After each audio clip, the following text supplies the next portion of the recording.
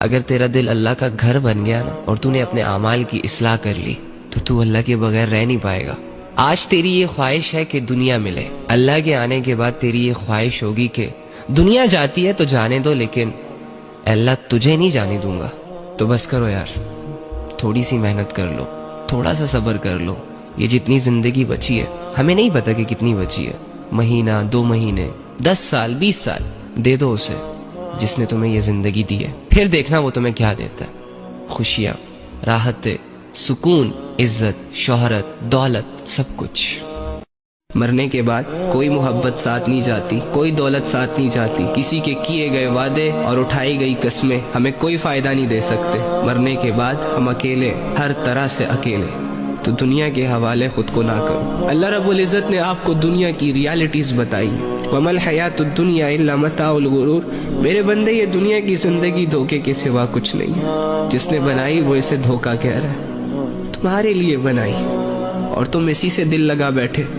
تمہیں یہ دنیا اتنی عزیز ہو گئی ہے، اس دنیا کے لوگ تمہارے لیے اتنے ضروری ہو گئے کہ ان کی وجہ سے تم بنانے والے کو بھول جاؤ۔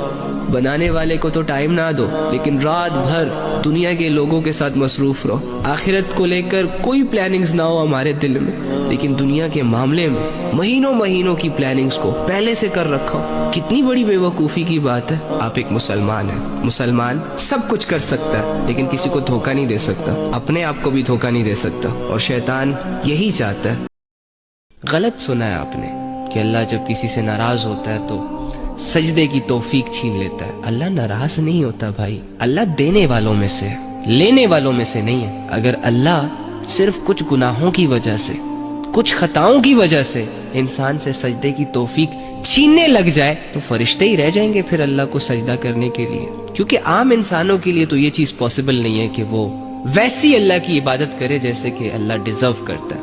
اگر اللہ رب العزت انسانوں سے سجدوں کی توفیق ہی چھیننے لگ گیا تو انسانیت تو بہت بڑی مشکل میں پھنس جائے گی۔ تم گنہگار ہو، تم نے نہ چاہتے ہوئے اس کی کوئی نافرمانی کر لی، بھٹک گئے، بہک گئے، حالانکہ تم بھٹکنا نہیں چاہتے تھے، اور اللہ تم سے سجدے کی توفیق ہی چھین لے۔ یہ والا سسٹم تمہیں نہیں لگتا کہ تمہارے رب کے ساتھ سوٹ نہیں کرتا؟ آپ نے اپنے آپ کو جج کرنا شوق سے کرے، لیکن اپنے چھوٹے سے دماغ سے، جس کو یہ دنیا ہی نہیں سمجھ آ رہی، اس دماغ سے اپنے رب کو مت جج کیا کرے۔ کسی کو بھی اس بات کا اندازہ نہیں ہے کہ تم کن حالات سے گزر رہے ہو۔ تمہارے اندر جو شور چل رہا ہے کسی کو سنائی نہیں دے رہا نا، لیکن تم سٹل ڈھونڈ رہے ہو کسی ایسے شخص کو، کسی ایسی پرسنالٹی کو جو تمہیں جانے، تمہیں سمجھے۔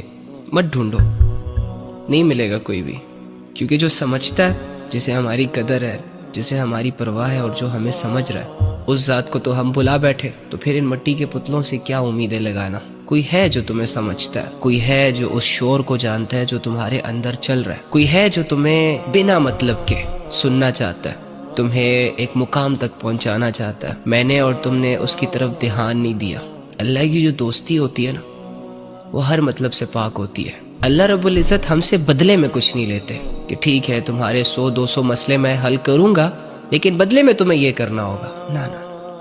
اور جہاں تک عبادت کی بات ہے تو وہ تو اس نے تمہارے بھلے کے لیے تم پر فرض کی ہے، تاکہ تم یہ بھول نہ جاؤ کہ تم پر کسی کی نظر ہے، تاکہ تمہیں یہ احساس ہوتا رہے کہ دنیا کی سپر پاور تمہارے ساتھ ہے۔ میں نے اور تم نے جتنا